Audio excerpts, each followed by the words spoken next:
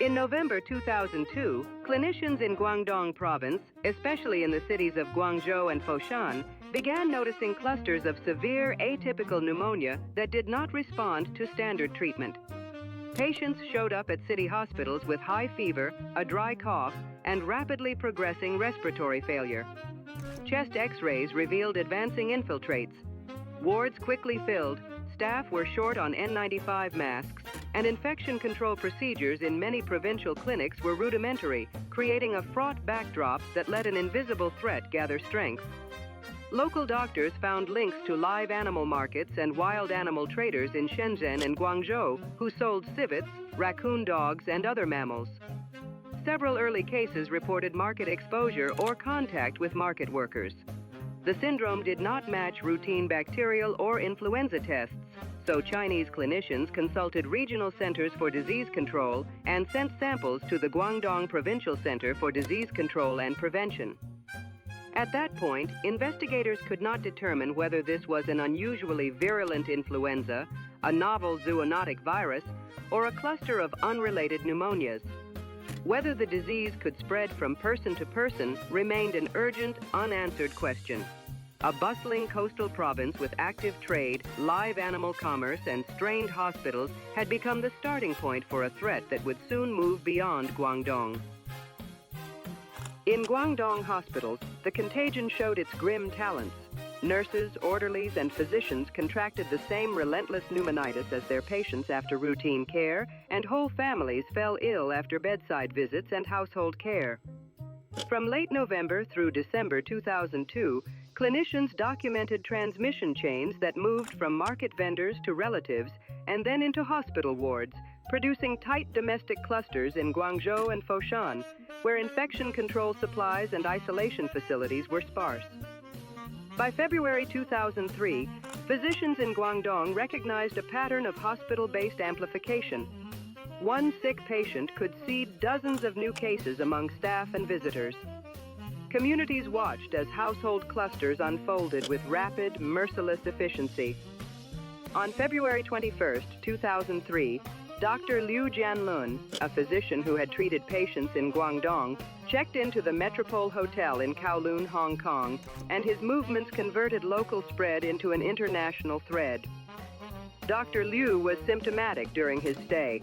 He remained among international travelers and, according to epidemiological tracing, transmitted the disease to at least 16 other hotel guests. Subscribe. Maybe clicking it would have warned us sooner. Those infected guests departed Hong Kong for Hanoi, Singapore, and Toronto, carrying the same furtive pathogen into new hospitals and homes. The Metropole event transformed a local outbreak into a transnational crisis by using modern travel as a conduit. Reports of hospital clusters in Hong Kong and reports of imported cases abroad followed quickly, setting up a collision between silent transmission and global mobility that would force the World Health Organization and national public health systems into decisive action in March. On February 21, 2003, the Metropole Hotel in Kowloon became a gilded crucible. Dr. Liu Jianlun, already symptomatic with severe atypical pneumonia, checked into the 9th floor and unwittingly infected at least 16 other guests. Epidemiologists later traced those secondary infections to distinct flights and itineraries. Within days, hotel guests disembarked in Hanoi, where clinicians struggled to contain a new respiratory syndrome, in Singapore, where patients were admitted to Tan Tock Seng Hospital, and in Toronto, where a returning traveler sparked a devastating outbreak at Scarborough Grace Hospital. The mechanism was stark and merciless. Brief contacts in corridors, shared elevators, and adjoining rooms let droplets and contaminated surfaces bridge continents through modern travel. In Hanoi, the arriving patient produced a cluster that drew the attention of WHO physician Carlo Urbani, who recognized an unusual pattern of healthcare-associated transmission and pushed for aggressive isolation measures. Urbani later contracted the disease and died on March 29, 2003. In Singapore, infected guests generated chains of nosocomial spread at Tan Tock Seng that exposed nurses and doctors and forced immediate triage and containment. In Toronto, a Metropole guest's illness ignited transmission in hospital wards at Scarborough Grace, turning a single imported case into a large urban cluster and forcing Canadian public health authorities into emergency response. Hong Kong investigators reconstructed room assignments, registries, and surveillance footage to anchor the epidemiological link to Dr. Liu and the 9th floor cluster. The Metropole event crystallized a brutal lesson. One super-spreading episode, amplified by air travel and the hotel's cramped layout, could seed simultaneous outbreaks across 3 countries within a week and push the outbreak from a provincial emergency to an unfolding international crisis, setting the course toward the March WHO Global Alert. Containment broke at the Metropole Hotel, and the virus quickly sparked new chains of transmission in Hong Kong, Hanoi, Singapore, and Toronto, then spilled back into Guangdong and Beijing. Hospitals that a month earlier had been short of masks and isolation rooms were suddenly overwhelmed by a flood of patients. Prince of Wales Hospital and nearby wards in Hong Kong reported cascading nosocomial clusters that filled intensive care beds.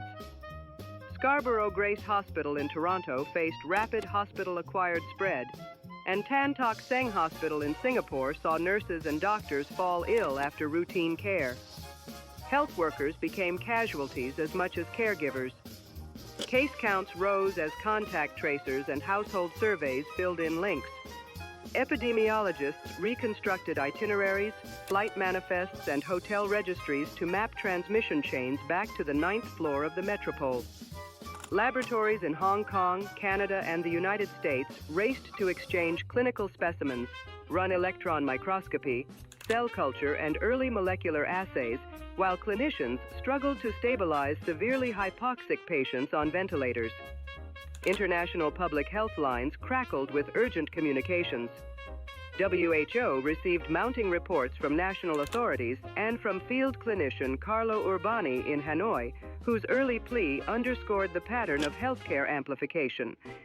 With clusters appearing in multiple countries within days and hospitals overwhelmed, the situation required a large, coordinated international response rather than isolated local fixes. Recognizing the transnational threat, WHO moved to synthesize surveillance and laboratory data, activate international response networks, and marshal technical teams. Those converging factors, escalating caseloads, collapsing hospital capacity, rapid laboratory mobilization, and intensifying international communication, forced WHO to elevate the crisis and issue a worldwide alert on March 12, 2003, pushing global coordination to the front. After World Health Organization's 12th March 2003 global alert, international public health machinery shifted from passive reporting to coordinated intervention. Teams from World Health Organization, National Centers for Disease Control, and clinicians in the field, spurred by Carlo Urbani's warning standardized case definitions, shared laboratory data, and set up real-time surveillance, assembling a rapid intelligence network. Hospitals such as Hong Kong's Prince of Wales, Toronto's Scarborough Grace, Hanoi's French Hospital, and Singapore's Tan Tock Seng enforced aggressive infection control measures, strict droplet precautions, universal N95 respirator use, negative pressure isolation rooms, visitor bans, and closure of exposed wards. Contact tracers went door to door and called contacts, identifying and monitoring thousands, while public health orders imposed quarantines that corralled potential transmission chains. Airport fever screening and synchronized reporting reduced cross-border seeding from hotel and flight-linked super-spreading events. Laboratories identified a novel coronavirus within weeks and quickly shared protocols to sharpen diagnostics and triage. These measures did not produce an instant victory, but they broke the momentum of nosocomial amplification. Intervals between linked cases lengthened and new clusters dwindled. By July 2003, sustained isolation, rigorous contact tracing, and World Health Organization-led cooperation had steered the outbreak toward containment, culminating in 8,098 cases and 774 deaths. After SARS, the world made concrete reforms. Hospitals overhauled infection control, routine N95 use, sentinel triage, more negative pressure isolation rooms, larger personal protective equipment stockpiles, and systematic staff training so clinicians would no longer face infectious patients unprepared. The World Health Organization fast-tracked institutional learning, leading to the 2005 revision of the International Health Regulations and to stronger global surveillance networks and rapid laboratory sharing protocols. Scientific inquiry shifted into intense zoonotic detective work that traced the outbreak from live animal markets in Guangdong through civet transmission, back to bat reservoirs, reshaping virology and wildlife trade policy. The episode built durable public health architecture, contact tracing teams, fever screening at ports, and multi-sector coordination that informed later pandemic responses. SARS taught a hard lesson. Pathogens exploit modern mobility and fragile systems, and vigilance, transparency, and global solidarity are the price of security. How will we honor that lesson next time?